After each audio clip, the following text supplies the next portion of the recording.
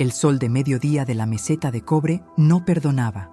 Era un disco blanco y sádico clavado en un cielo tan azul que parecía una burla a la desesperación. Sofía, la viuda, sentía el calor a través de la suela gastada de sus botas. Un recordatorio constante de su nueva realidad.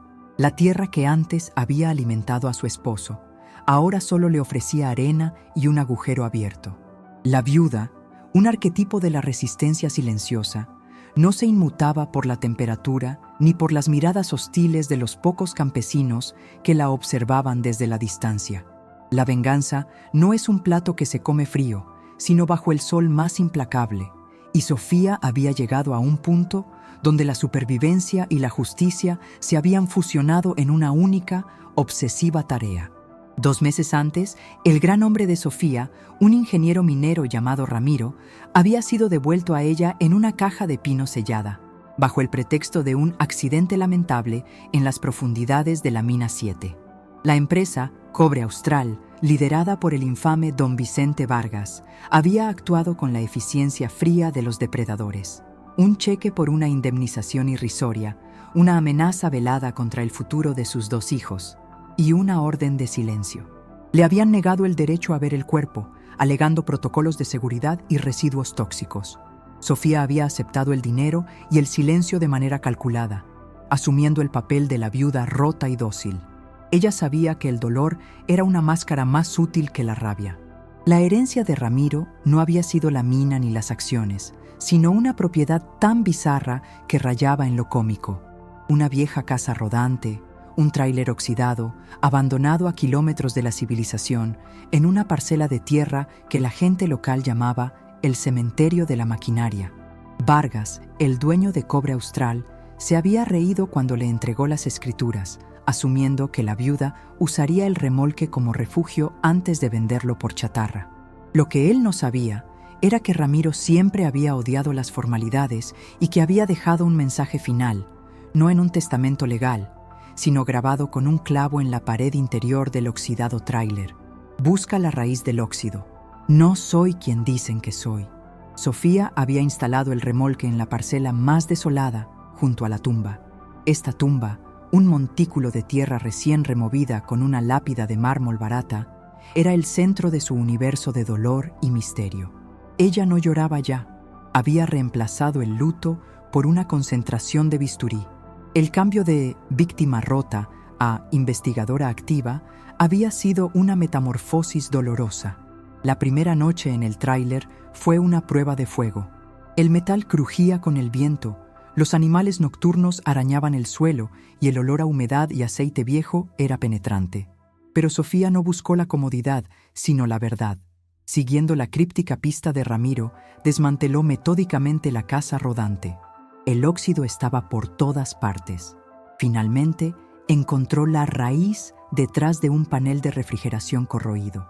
Un compartimento secreto del tamaño de una caja de zapatos forrado con plomo. Dentro no había dinero ni documentos comprometedores contra Vargas, sino un pequeño mapa dibujado a mano de la mina 7 y una llave de latón antigua.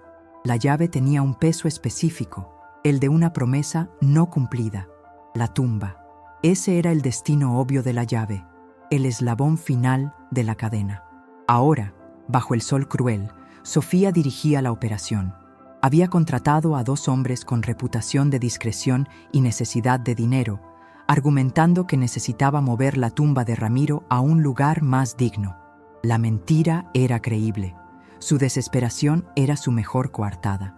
Mientras la pala de los hombres mordía la tierra, Sofía permanecía de pie, su rostro impasible, sus ojos fijos en la madera de pino que pronto quedaría expuesta. La tensión no era por el descubrimiento, sino por la confirmación. Pasaron horas que se sintieron como días. Finalmente, el sonido sordo de la pala contra la madera resonó en el silencio de la meseta. Los hombres, sudorosos y cautelosos, limpiaron la tapa. Sofía les pagó, dándoles una suma generosa que los obligaba al silencio, y les ordenó que se fueran. La viuda se quedó sola con el ataúd. El tráiler oxidado, ese lugar bizarro de bajo valor, había cumplido su propósito como refugio y cámara de revelación. Ahora, La tumba era su siguiente escenario. Con la llave de latón en su mano, que encajó perfectamente en la cerradura oculta del ataúd, Sofía levantó la pesada tapa. El olor a humedad, tierra y algo más, algo químico, llenó el aire. Su respiración se detuvo. No era un momento de terror, sino de una certeza helada. El cuerpo dentro no era el de Ramiro. El hombre que yacía allí, cubierto por un traje de lona desgarrado y un rostro que el tiempo y la tierra habían vuelto irreconocible, no tenía la complexión ni las cicatrices de su esposo. Era más bajo, más delgado, y la manera en que la mano derecha se había posicionado sobre el pecho no era la postura forzada de un accidente minero, sino la de alguien que intentó decir algo antes de ceder. El ataúd no contenía a su amado esposo, sino una sustitución macabra, un peón sacrificado para una estratagema mayor, la pobre fachada de Ramiro. La inversión de poder había comenzado. Sofía, la viuda vulnerable, había desenterrado un secreto que ahora la colocaba en el tablero del juego. Vargas no solo había matado a Ramiro, sino que lo había hecho desaparecer, sustituyéndolo para cerrar el caso rápidamente. Pero, ¿por qué? ¿Y quién era el hombre que yacía en el lugar de Ramiro? La revelación no trajo consuelo, sino una furia concentrada, una comprensión del peligro que la acechaba y la confirmación de que su viaje apenas comenzaba. La verdad estaba allí, bajo el sol implacable, contenida en un bizarro cuerpo ajeno. La supervivencia financiera ya no era su objetivo principal. Ahora era la justicia y la búsqueda de su verdadero esposo, o de la verdad que su desaparición escondía. Ella cerró la tapa con suavidad.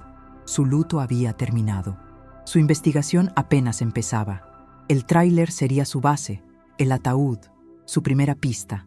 La viuda ya no huía, ella acechaba. El óxido era un testigo silencioso de la traición. Después de sellar el ataúd, no hubo gritos ni colapsos emocionales, solo una frialdad matemática en el alma de Sofía.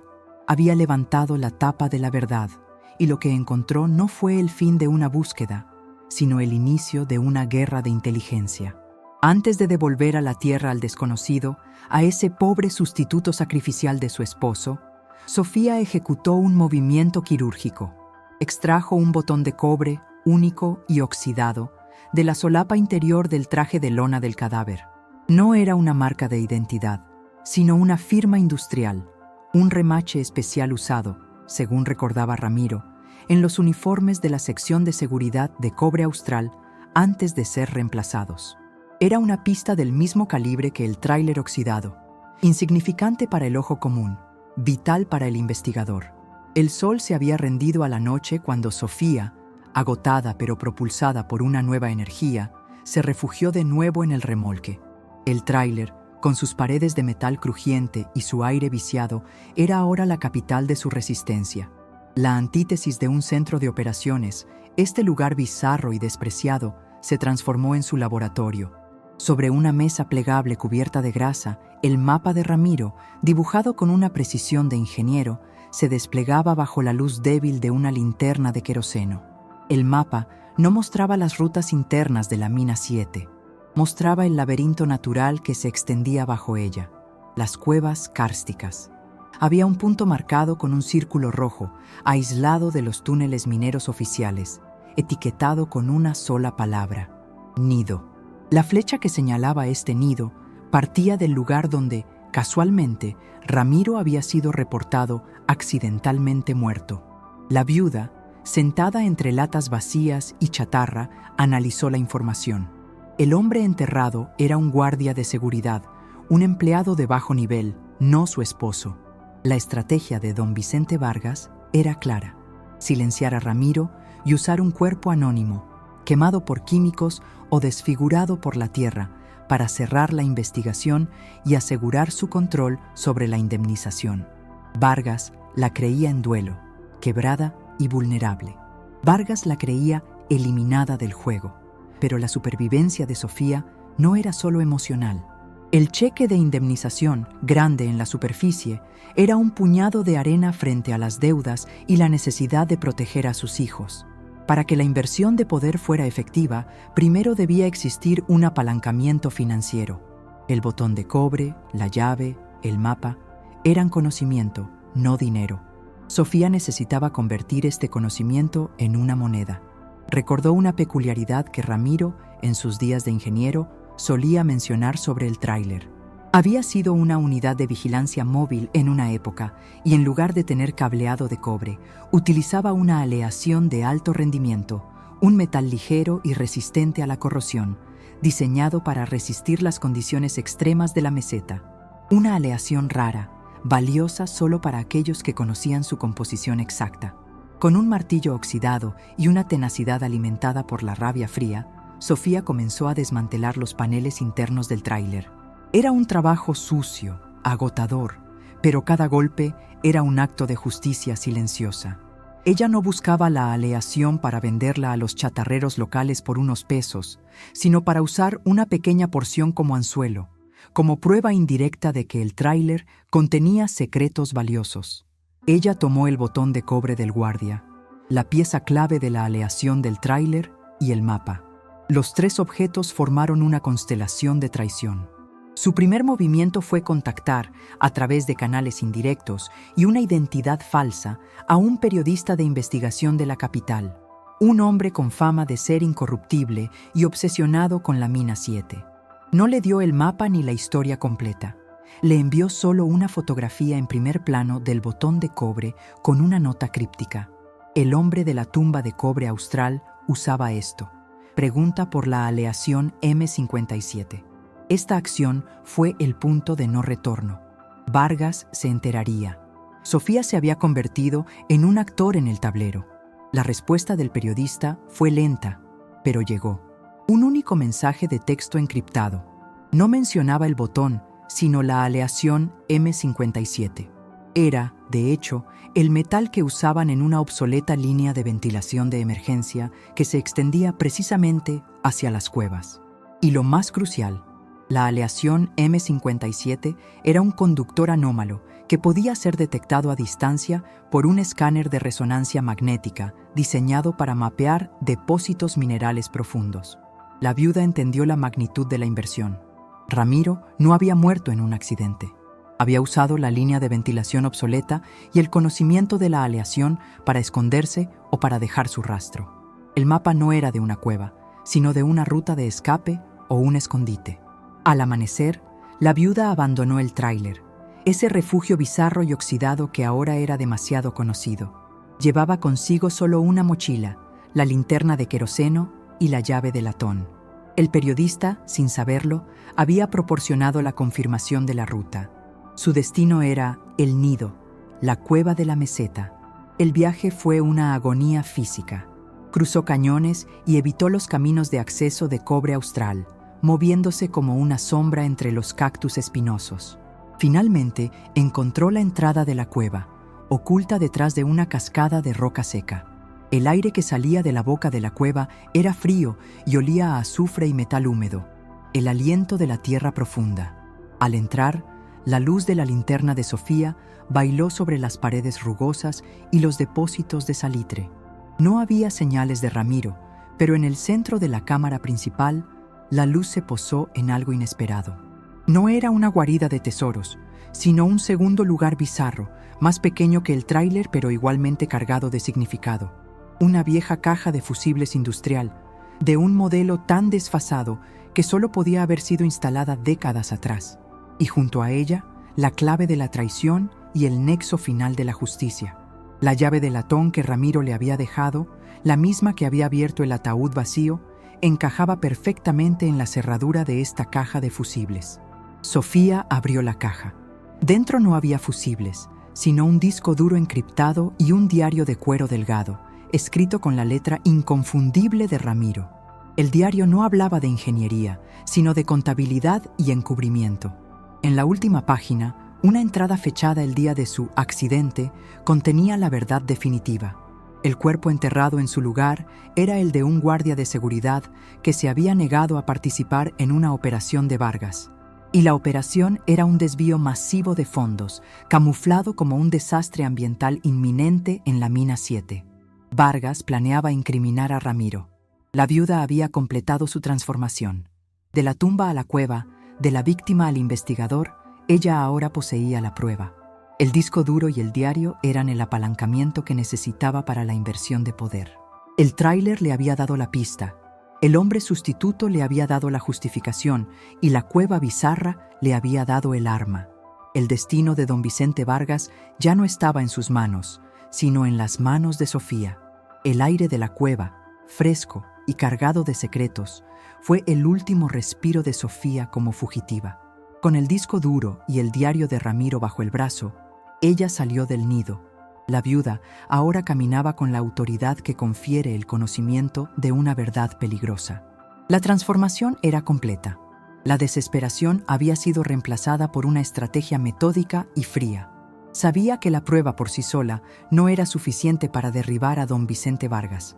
Necesitaba una entrega que maximizara el impacto, asegurara su propia protección y, crucialmente, garantizara la supervivencia financiera de sus hijos y la justicia para Ramiro. Vargas ya sabría del revuelo. El mensaje críptico sobre el botón de cobre y la aleación M57 que Sofía había enviado al periodista habría llegado a los oídos del magnate. Vargas no creía que la viuda hubiera desenterrado el ataúd, sino que jugaba con él, creyendo que su luto era una farsa. Este error de cálculo, este desprecio por la capacidad de una mujer rota, era el punto ciego que Sofía explotaría. El plan de la viuda era una obra de arte de la ingeniería social, tan precisa como los planos que Ramiro solía dibujar. Ella no iría a la policía ni al periodista directamente. Iría a Vargas, utilizando la ubicación de un teléfono satelital que Ramiro había dejado escondido bajo una tabla suelta en el piso del tráiler, el último de los secretos del lugar bizarro. Sofía llamó al despacho de Vargas. No hubo preámbulos. Su voz era tranquila, despojada de emoción, el tono de una negociadora de alto nivel, no el de la viuda que él había conocido. «Don Vicente», comenzó Sofía, usando su nombre de pila como un dardo. «Sé que el hombre enterrado en la meseta no es Ramiro. Sé que está usando la evacuación por el supuesto desastre ambiental como fachada para un desvío masivo. Y tengo el diario de mi esposo, con los nombres, las fechas y los números de cuenta. Y tengo su disco duro, con copias de los informes financieros que demuestran el fraude fiscal». Un silencio denso se extendió en la línea. Vargas, acostumbrado a los temblores de los peones, tardó en asimilar la inversión de poder. Cuando habló, su voz era un trueno contenido. Quiso negociar, quiso amenazar. «Señora Sofía, usted no entiende la magnitud del peligro. El dinero no le servirá de nada si usted desaparece». «No estoy pidiendo dinero, don Vicente», interrumpió la viuda. «Estoy pidiendo justicia y una garantía. Nos encontraremos en el único lugar donde usted no se atreverá a tocarme, en el centro de control de la mina 7. No estoy yendo a la policía. Le estoy dando la oportunidad de limitar su caída. Yo, la viuda desamparada, seré su salvación o su perdición. Le daré el diario a cambio de la verdad sobre Ramiro y una transferencia irrevocable a un fondo fiduciario para mis hijos que usted personalmente supervisará, garantizando que el dinero no sea rastreable a su fraude, sino a una inversión de capital de riesgo fallida de cobre austral». Sofía había convertido la venganza en un plan de negocios brillante. Su exigencia no solo aseguraba su futuro financiero, superación financiera, sino que también implicaba a Vargas en la protección de su familia, convirtiéndolo en un guardián involuntario. La única manera de que Vargas se salvara de la acusación total era cooperar. El encuentro se pactó para la noche. La viuda no fue a la mina. En su lugar, envió una ubicación falsa y un ultimátum. Si en 24 horas no se ejecutaba la transferencia y no recibía una prueba de vida de Ramiro o la verdad final sobre su paradero, el disco duro, que ella había duplicado y encriptado, se enviaría automáticamente a 10 de los mayores diarios de la capital y a la agencia de impuestos.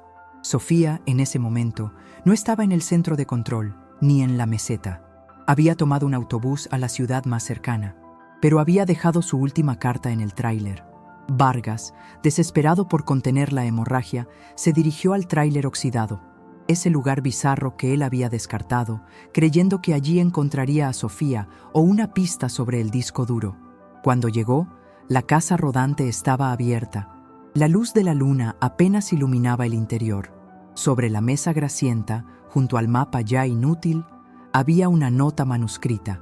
El disco duro es la llave de latón es la entrada. Yo, la viuda, soy el juez. Usted perdió el poder. Vargas sintió un escalofrío. En ese momento, Sofía estaba enviando el primer paquete de información al periodista. No el disco duro, sino un resumen conciso de las transacciones fraudulentas de Vargas, vinculándolas con el botón de cobre encontrado en el lamentable accidente.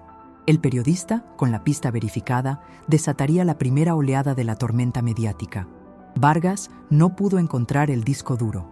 Estaba escondido en una pequeña cápsula de aleación M57, enterrada precisamente donde Sofía había desenterrado el ataúd. El bizarro cementerio de la maquinaria era el depositario de la justicia. La transferencia se ejecutó antes de que amaneciera. El miedo a la ruina total fue más fuerte que su deseo de venganza. El fondo fiduciario de los hijos de Sofía se llenó, disfrazado como pago por servicios de consultoría estratégica. La inversión de poder era total.